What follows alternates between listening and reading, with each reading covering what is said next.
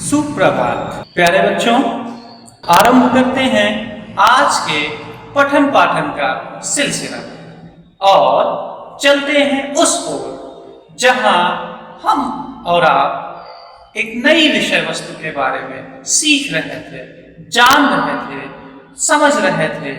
हम लोग अध्ययन कर रहे थे कविता घर की याद, जिसके कवि हैं भवानी प्रसाद मिश्र जी।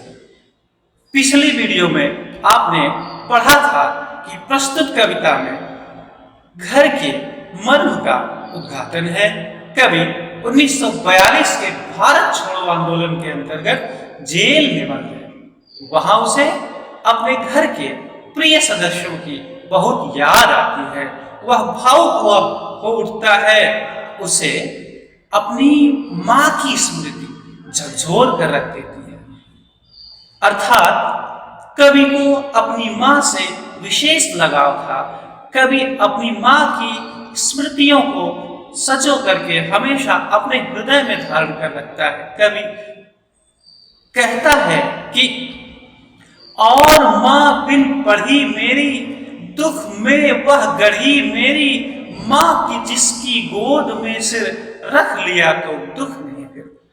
प्रस्तुत पंक्तियों के माध्यम से कवि यह बताना चाहता है कि और मां बिन पढ़ी मेरी। कवि कह रहा है कि हमारी मां पढ़ी लिखी नहीं है, दुख में वह गढ़ी मेरी, वह हमेशा मेरे ही दुख में गढ़ी रहती है, वह हमेशा मेरे ही दुख में डूबी रहती है। मां की जिसकी गोद में सिर रख लिया तो दुख नहीं फिर।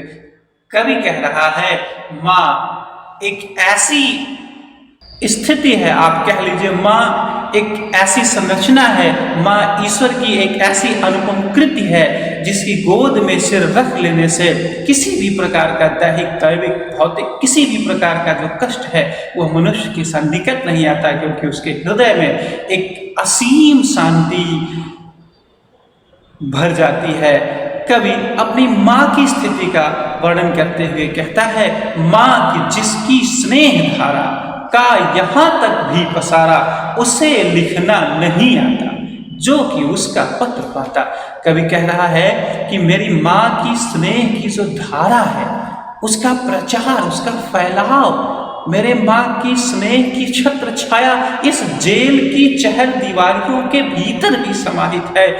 यहाँ एक प्रश्न बनता है कि कोई अगर कवि से यह प्रश्न करे कि यदि आपकी मां आपसे इतना स्नेह करती है, इतना लगाव रखती है, तो आपका हालचाल जानने के लिए वह कभी पत्र के माध्यम से आपसे संपर्क क्यों नहीं करती? तो कवि इसका जवाब देते हुए लिखता है कि उसे लिखना नहीं आता, उसे पढ़ना लिखना नहीं आता। जैसा पिछली पंक्ति में आपने पढ़ा था कि कवि ने साफ साफ लिखा था उसे लिखना नहीं आता, पढ़ना बिन पढ़ी माँ मेरी, वैसे कवि को उसी को और स्पष्ट करते हुए कह रहा है उसे लिखना नहीं आता जो कि उसका पत्र पाता। अगर मेरी माँ को लिखना पढ़ना आता होता तो निश्चित ही वह मुझे पत्र के द्वारा मेरे हाल को, मेरे हालचाल को, मेरे स्थिति को जानने का प्रयास करती। यहाँ कवि अपने माँ से जुड़ा है, अपने माँ से जुड़ाव को प्रदर्शित करता है। अब कवि मां के बाद अपने पिताजी की स्थिति को कैसे प्रदर्शित करता है? पिताजी जिनको बुढ़ापा एक क्षण भी नहीं व्यापा, जो अभी भी दौड़ जाए, जो अभी भी खिलखिलाए। पिताजी की विशेषता का वर्णन करते हुए कहता है कवि कि मेरे पिताजी जिनको बुढ़ापा एक क्षण भी नहीं व्याप्त हुआ। यह बुढ़ापा का दो अर्थ है। एक वैज्ञानिक दृष्टिकोण से यदि आप देखें तो बुढ़ापा जब शरीर की इंद्रियां कमजोर हो जाए, शरीर के अंग शिथिल हो जाए, हमारी कार्य करने की क्षमता घट जाए तो हम उसको बुढ़ापा कहते हैं। परंतु यहाँ अगर हम साहित्यिक अर्थ में देखें, यहाँ साहित्यिक अर्थ में कवि व्यक्त कर रहा है बुढ़ापा से तात्पर्य है कि व्यक्ति का जो शरीर है, व्यक्ति का जो शरीर के अलावा व्यक्ति का जो मन है, जब वह मन कमजोर हो जाए, उसकी कार्य क्षमता कमजोर हो जाए, वह अपने आप को असहाय सा प्रतीत करने लगे, तो वह युवा अवस्था को प्राप्त हुआ व्यक्ति भी वृद्ध प्रतीत होता है।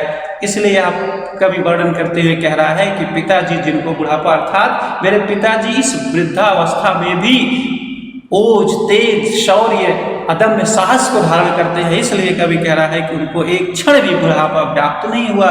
जो अभी भी दौड़ जाए वो अभी भी दौड़ सकते हैं, अभी भी खिलखिलाकर हंस सकते हैं। मौत के आगे न बिस के मौत भी सामने आ जाए तो मेरे पिताजी कभी कदम पीछे नहीं हटाने वाले हैं। शेर के आगे न बिस के शेर से भी युद्ध करने को सदैव तत्पर रहते हैं। अर्थात उनके अंदर इतना साहस है, इतना पराक्रम भरा है कि वो शेर से भी युद्ध कर सकते हैं। बोल में बादल गरजता, उनकी बोल में, उनकी आवाज में गर्जना है, उनकी आवाज में जोश है, उमंग है, उत्साह है। काम में झंझा लरसता, उनका काम शीघ्र संपन्न हो जाता है। किसी भी कार्य को बड़ी शीघ्रता के साथ, बड़ी तत्परता के साथ कवि के पिताजी करते हैं। आज गीता का पाठ करके दंड 260 करके 260 बार दंड से हमारा तात्पर्य किसी दंड से या किसी पनिशमेंट से नहीं है। दंड से तात्पर्य है दंड बैठक, जो कि व्यायाम का एक प्रकार है। तो उसी के लिए यह दंड 260 का प्रयोग किया गया है। 260 बार दंड बैठक करके खूब मुद्दर हिला लेकर, मुद्दर भी एक प्रकार का व्यायाम करने का प्राचीन काल का यंत्र आप कह सकते हैं, एक संसाधन कह सकते हैं। तो ऐसे खूब मुद्दर हिला लेकर, खूब मुद्दर को हिलाकर, उसकी मूठ को मिला लेकर, अर्थात यहाँ कभी ये बताना चाह रहा है कि मेरे पिताजी सुबह सुबह उठ करके व्यायाम करते हैं और गीता का पाठ करके, यानी पूजा पाठ भी करते हैं, यानी व्यायाम और योगा प्राणायाम करने के बाद गीता पाठ करके, पूजा पाठ करके जब नीचे आए होंगे, नैन जल से छाए होंगे, हाय पानी गिर रहा है, घर नजर में फिर रहा है। कभी कह रहा है जब अपने इस नैतिक कार्य से, इस दैनिक कार्य से निवृत्त होकर कवि के पिताजी नीचे आए होंगे और उनकी नज़र उनके बच्चों पर पड़ी होगी। जो कवि के, जैसा आपने पिछले वीडियो में जाना था कि 4 भाई 4 बहनें थी, तो जब उन्होंने अपने बच्चों को देखा होगा तो उनको देख करके कवि की आंखों में आंसू आ गए होंगे। उसी का वर्णन करते हुए लिखा है कि नयन जल से छाए होंगे, कवि की आंखों में आंसू आ गए होंगे। क्यों आंसू आ गए होंगे पिताजी की आंखों में? क्योंकि कवि, उनका प्रिय पुत्र वाणी प्रसाद मिश्र घर पर नहीं है, वो कारावास में बंद है।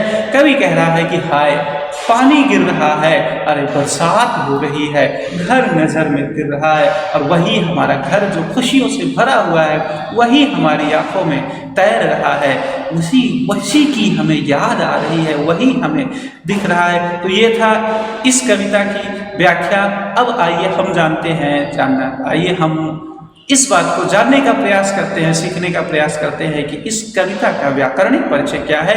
व्याकरणिक दृष्टि से यदि हम ध्यान दें तो कविता में सबसे पहले आता है भाव सौंदर्य। और भाव सौंदर्य में यदि हम, आपको याद हो या आप ध्यान दें तो आपको पिछले वीडियो में बताया गया था कि भाव सौंदर्य किसी भी कविता का वह पक्ष होता है जिसमें उस कविता की खास महत्वपूर्ण तथ्यों को समाहित किया जाता है।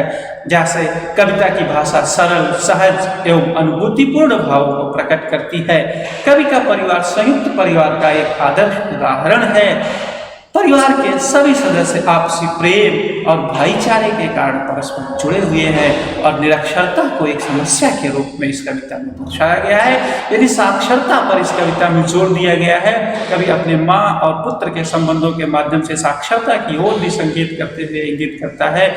अब इस कविता का हम आइए जानते हैं शिल्प सौंदर्य क्या है। शिल्प सौंदर्य आपको पिछले वीडियो में बताया गया, फिर बता दिया जा रहा है। किसी भी कविता का व्याकरणिक सौंदर्य होता है, तो व्याकरण की दृष्टि से आइए देखते हैं कविता का क्या सौंदर्य है। कविता की भाषा सरल, सहज एवं प्रवाहपूर्ण है। छोटे छोटे वाक्यों और तुकों के प्रयोग से कविता मनमोहक है। चाक्षुष बिंब है, प्रश्न शैली का मनोरम प्रयोग है। बोल में बादल गरजता और काम में झंझा लरसता जैसे वाक्यों में उपमा अलंकार का प्रयोग है और खास वीर रस का प्रयोग किया गया है। तो ये था आज का हमारा अध्ययन अध्यापन का सिलसिला। अभी तक के क्रम में आपने क्या सीखा, यह जानना बड़ा आवश्यक है, यह जानना अति आवश्यक है। इसलिए आइए हम लोग हल करते हैं आज के कार्यप्रपत्र। आज के कार्यप्रपत्र का हमारा पहला प्रश्न है, कवि की माँ किस दुख में गढ़ी होगी। दूसरा प्रश्न है, कवि की माँ भवानी को पत्र क्यों नहीं लिख पाती। हमारा तीसरा प्रश्न है, पिताजी को बुढ़ापा नहीं व्यापा, कवि ने ऐसा क्यों कहा है। और आज का हमारा आखिरी यानी चौथा सवाल, चौथा प्रश्न है, कवि की दशा एवं मनोदशा पर प्रकाश डालिए। यहाँ थोड़ा सा मैं आपको ध्यान दिलाना चाहता हूँ, दो चीजें हैं यहाँ, दशा और मनोदशा। इन दोनों बिंदुओं पर आप ध्यान देके इस कार्य प्रपत्र को हल करेंगे। आशा और उम्मीद है कि प्रस्तुत वीडियो आपके ज्ञान राशि को अवृद्धि करने में सहायक सिद्ध होगी। धन्यवाद और आपका दिन मंगलमय।